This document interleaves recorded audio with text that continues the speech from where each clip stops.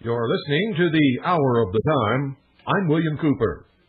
The man that the communists in the White House has named the most dangerous radio host in America, and which memo Rush Limbaugh read on the air to absolve himself of any of the guilt.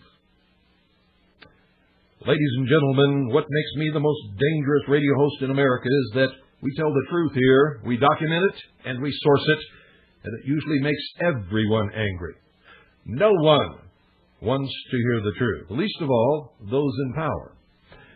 And even more, least of all, those in power who are attempting to bring about the New World Socialist Utopian state on the ashes of the existing nations of the world.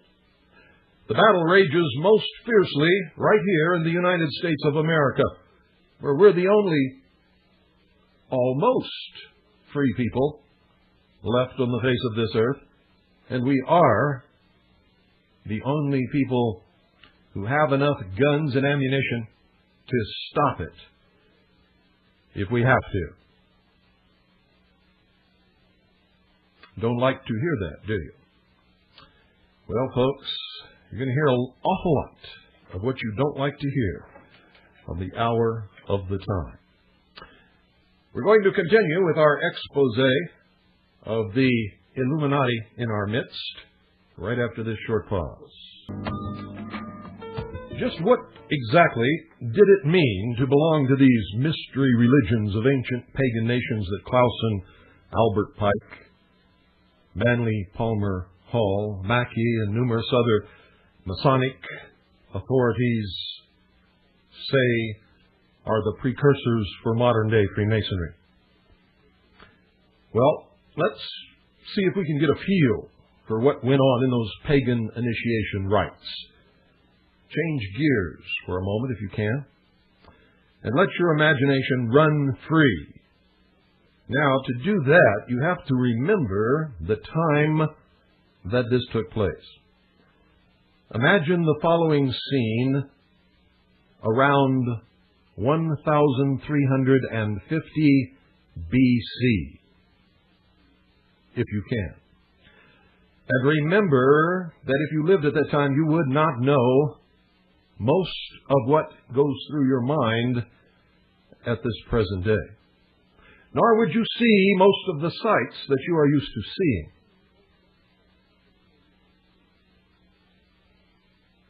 Picture this. You're in a dark cavern. Flickering light from torches glances off the walls and vaulted ceiling of this great cave. Eerie, and yet somehow very sensuous. The torchlight casts sort of a hypnotic spell on all of those assembled around you for your initiation. Their attention is riveted upon you, the candidate, standing upon the lip of a chasm spanned by a swinging rope bridge. But you stand several yards from the bridge, not at its entrance. Your face is in shadow, but the rigid posture of your body shows all present that you are engaging in intense concentration. Your chest heaves as you breathe in and out rhythmically. Suddenly you straighten and with fists clenched, raise your arms across your chest. You take one final deep breath and then step off the edge into the darkness. Those assembled are silent, watching intently as you levitate across the chasm and step off on the other side. You see, because, ladies and gentlemen, the swinging rope bridge in the darkness is invisible, and was invisible to you until you took that leap of faith and found yourself supported rather than falling. Now, perhaps you may think this is more of an exercise in science fiction rather than a glimpse of what it meant to be an initiate of the mystery religion of ancient days. But listen, as I read to you what the illustrious Manly P. Hall wrote as he described for us the neophyte of these ages, he says that the initiate of the ancient mysteries was a man of great learning and character, for whom initiation into the mysteries meant great physical trials and required great feats of occult capabilities. And again, writing in an esoteric way, he is fooling you, for that is not exactly the way it happened. Remember, magic is nothing more than the art of illusion. He said, quote, "Not one Freemason out of 1,000 could have survived the initiations of the pagan rites, for the tests were given in those strenuous days when men were men and death the reward for failure. The neophyte of the Druid mysteries was set adrift in a small boat to battle with the stormy sea, and unless his knowledge of natural law enabled him to quell the storm, as did Jesus upon the Sea of Galilee, he returned no more.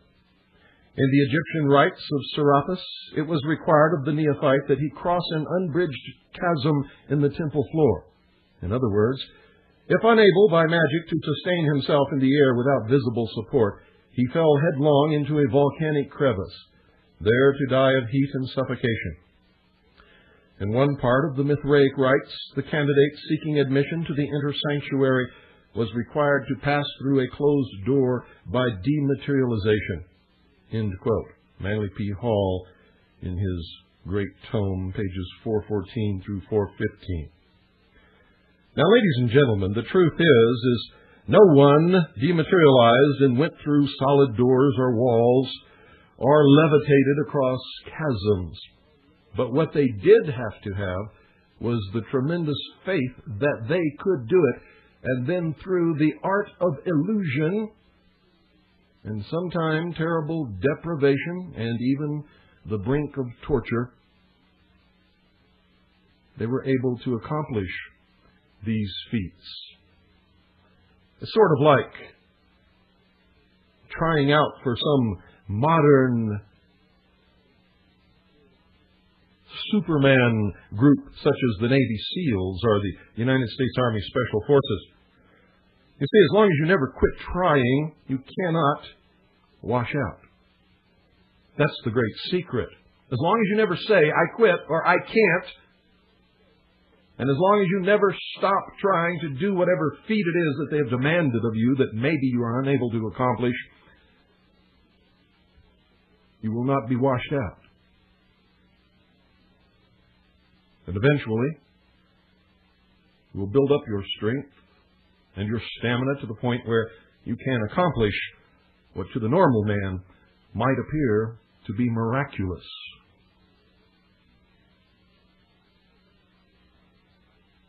Hall then quotes Albert Pike from the Legenda for the 28th Degree as stating that the science of the Hierophants of the Mysteries produced effects that to the initiated seemed mysterious and supernatural, end quote.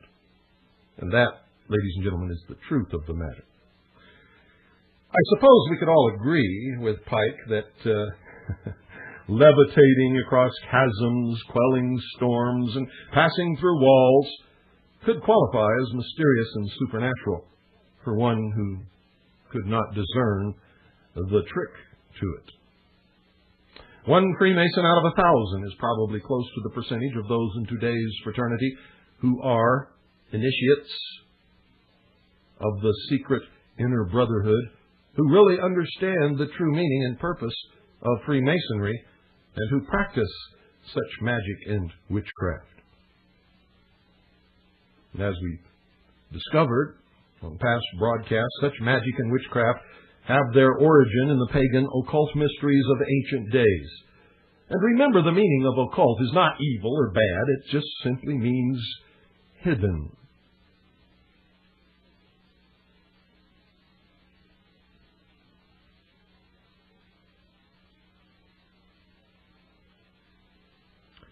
We've also touched briefly on the belief of those who practice the New Age nonsense that all of this was given to us by the, quote, masters of wisdom, end quote, or the, quote, hierarchy, end quote. Let's get a better understanding of this so-called hierarchy and its role in bringing about the New Age world religion. According to the New Age belief system, the masters of wisdom have ruled the affairs of the earth for millennia. They are referred to as the hierarchy, which is composed of advanced beings, some of whom live in an etheric or spiritual city over the Gobi Desert called Shambhala. The hierarchy contains a range of beings all the way up to the, quote, Lord of the world, end quote, himself. You all know who that is. Who is the master of the physical, material world? Why, it's Lucifer, also known as Satan. To those who believe what is written in the King James Version of the Holy Bible. Of course, what is being described is what the Bible clearly speaks of as the spiritual forces that all who call themselves Christians are battling in the heavenly sphere, the principalities and powers of Satan's kingdom. And I quote from Ephesians chapter 6, verse 12, "For your conflict is not only with flesh and blood, but also with the angels and with powers, with the rulers of this world of darkness, and with the evil spirits under the heavens," end quote. Jesus Christ calls Satan the prince of the power of the air and the god of this world. In 1 John chapter 5, verse 19, we read that, quote, "The whole world around us is under the power of the evil one," end quote. In her book, Initiation, Human and Solar, Alice Bailey says basically the very same thing. And I quote Alice Bailey, "This hierarchy of brothers of light still exists, and the work goes steadily on. They are all in physical existence, either in dense physical bodies, such as many of the masters employ, or in etheric bodies, such as the more exalted helpers and the Lord of the world occupy. They exist upon the planet with us, controlling its destinies, guiding its affairs, and leading all its evolutions on to an ultimate perfection," end quote. Alice Bailey in Initiation, page 32. The Apostle Paul also pointed out that there are unseen spiritual beings organized in a hierarchy. And he says, quote, "And through him were created all things that are in heaven and on earth, visible and invisible, whether imperial thrones or lordships or angelic orders or dominions," end quote.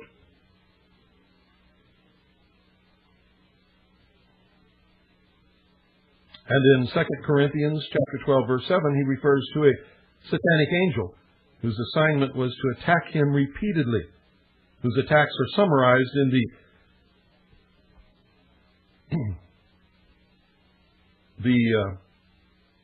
previous chapter. He said, quote, "There was delivered to me a thorn in my flesh, the angel of Satan to buffet me," end quote. So we can see, whether you believe it or not, the Bible clearly states that there are unseen spiritual beings in the heavenly realm and that they are organized in a hierarchy. So it's not just Alice Bailey who says these things, or Helena Petrovna Blavatsky, or Manly Palmer Hall, or Albert Pike. You see, people who believe, very much like most of you believe, also say these things.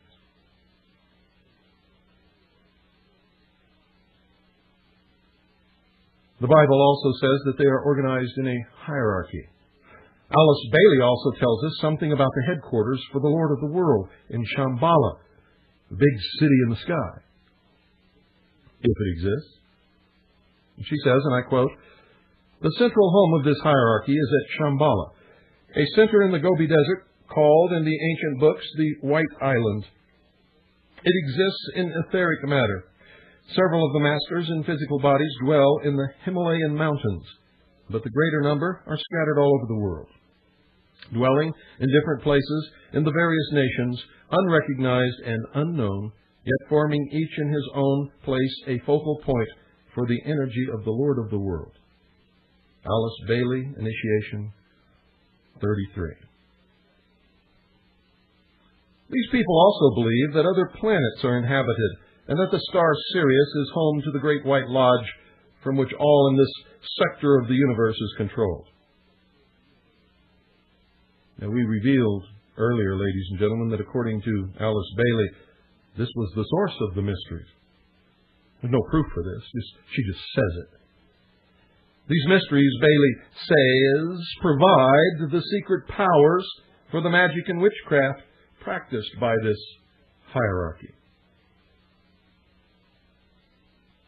She claims, and I quote, "The mysteries are, in reality, the true source of revelation. They concern those capacities which enable the members of the hierarchy to work consciously with the energies of the planet and of the solar system, and to control forces within the planet. The mysteries, when restored, will make real the nature of religion, the purpose of science, and the goal of education. These are not what you think today." End quote. Alice A. Bailey, Discipleship in the New Age, New York, 1975. Chapter 2, pages 15 through 16. Bailey says these mysteries contain more than just what is found in Freemasonry, and they will be restored more fully when the hierarchy, meaning the kingdom of the Antichrist, comes to earth visibly. And she says again, and I quote, "The mysteries will be restored in other ways also, for they contain much besides that which the Masonic rites can reveal, or that religious rituals and ceremonies can disclose. And only when the hierarchy is present visibly on earth, and the mysteries of which the masters or the custodians are given openly to man, will the true secret and nature of electrical phenomena be revealed." End quote. Further, says Bailey, the churches and Masonry have failed to do a good job in preparing the way for the restoration of the mysteries. She writes, quote, "The ground is being prepared at this time for this great restoration. The churches and Masonry are today before the judgment seat of humanity's critical mind, because both of them failed in their divinely assigned tasks," end quote.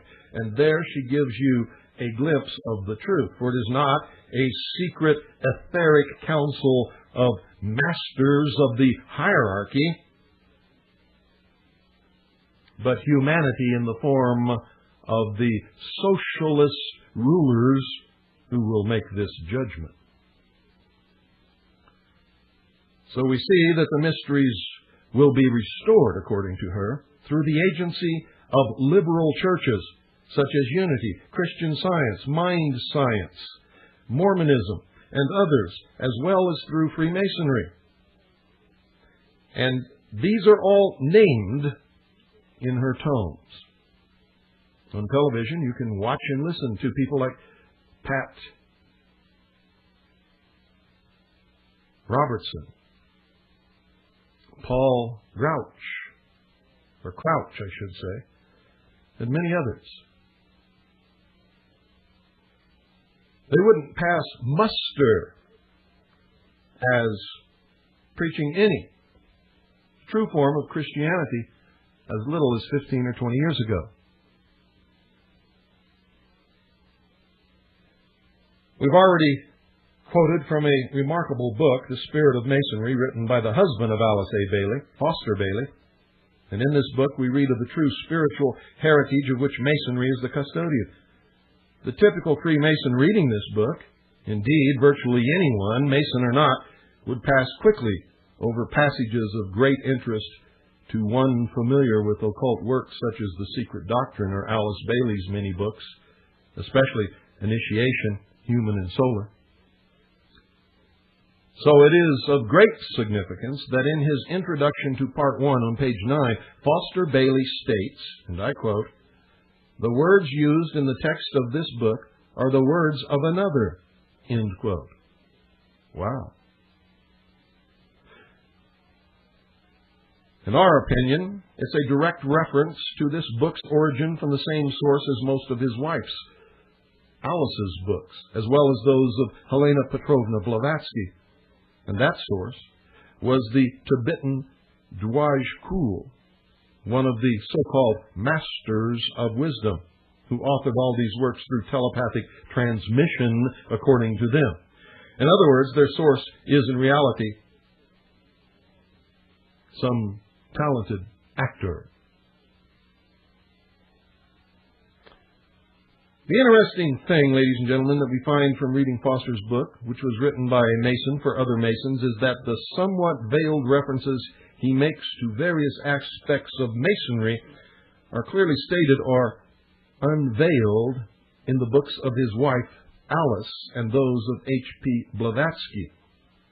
And by comparing the contents of Foster's book with these others, we can clearly see the key role that Freemasonry has played in the kingdom of the Lord of the world in all areas.